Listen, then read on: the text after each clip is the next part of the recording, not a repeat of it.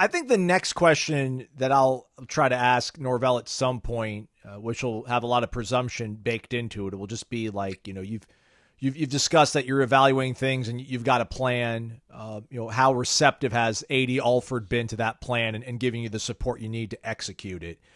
Because if we sit here and talk about they're going to get rid of this amount of guys or this guy or that guy, I don't know how many of us are factoring in, Corey, that there's no longer a cap on-field coaches, right? Like it's unlimited. So, and Ira said this, and I don't know if this is Ira saying. That's a good point. Yeah, go on. Sorry. I don't know if Ira was saying something kind of innocuous on headlines or just trying to, continue a good debate that you guys are having. But, you could quote unquote demote Alex Atkins, like strip him of the OC title, but make him be the O-line coach and then bring in a new offensive coordinator that might be able to marry his stuff up to Alex's scheme. And you could hire some other guys that are full-time on-field coaches to help some of the things that you think might be deficiencies. I mean, that's probably in play, I would think. I think we got a question about maybe it was on this show. We answer a lot of questions. It was on this show or headlines about could you just bring in another offensive line coach and keep Atkins as like a co-offensive line coach? Because what's more cost effective? You can keep Atkins on staff and not have to pay the buyout. And he could still be on staff, but in a lesser capacity, whether it's, like he could be in the Gabe Fertitta role right now. He could bump down to Gabe Fertitta role. You bring in another offensive line coach to be his boss. And maybe that's more cost effective and better for the team, better for your recruiting, better for your stability than just straight up firing him. I can't envision a scenario where it's just him as the O-line coach with no other changes to that position group. I couldn't envision it. But if you bring in who's the guy that everybody the Oklahoma guy, Bill Bedenbaugh, right? Yeah, because their offense is a train wreck.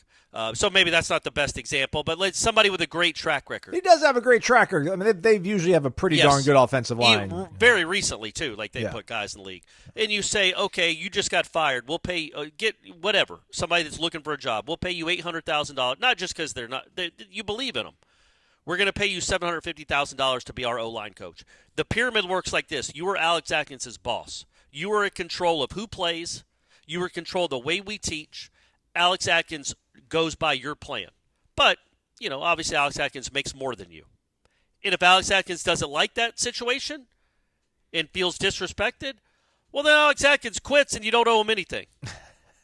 So there's a way to play this game because Aslan's right. I keep forgetting that. You can have a limited number of coaches. So you can bring in another quarterback coach and say, Tony, you're the assistant quarterback coach. You're the assistant to the quarterback coach, however you want to phrase it.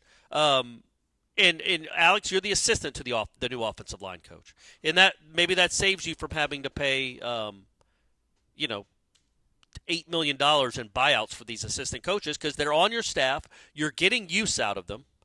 It could also create a very toxic coach's room. At the same time, you went 2-10.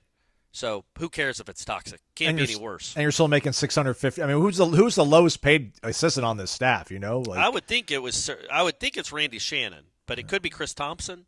Yeah. But yeah, it's 600. It's 600 something thousand. But yeah, you could bring in a couple new coaches across the board and just restructure. That way, because because everybody knows Atkins isn't the OC anyway, in that I'm not dismissing what he does. I'm in his involvement with the game plan, but Mike Norvell calls the plays. Mike Norvell is the one that makes the designs decisions. The plays. Design, and it schemes it up, knows what the game plan going in. Most of that is Mike Norvell with help from Alex Atkins, obviously. So just saying, okay, we're going to remove the OC title, well, that doesn't do anything because nobody kind of looks at him as the OC anyway. He's responsible for this offensive line mess. So him just running it back with the same offensive line coaching staff would seem like not a smart decision by the head coach. But yeah, how do you tell Mario Nash, yeah, man, he's gone the day after the Florida game? Right. But keep it on the down low. You don't say that because you don't want to ask a kid to lie. Yeah. So you just have to say stuff to make it sound like, yeah, we haven't made our minds up, or we have all the plans. Our intention is that he is our coach next year. That's sort of what I was looking for.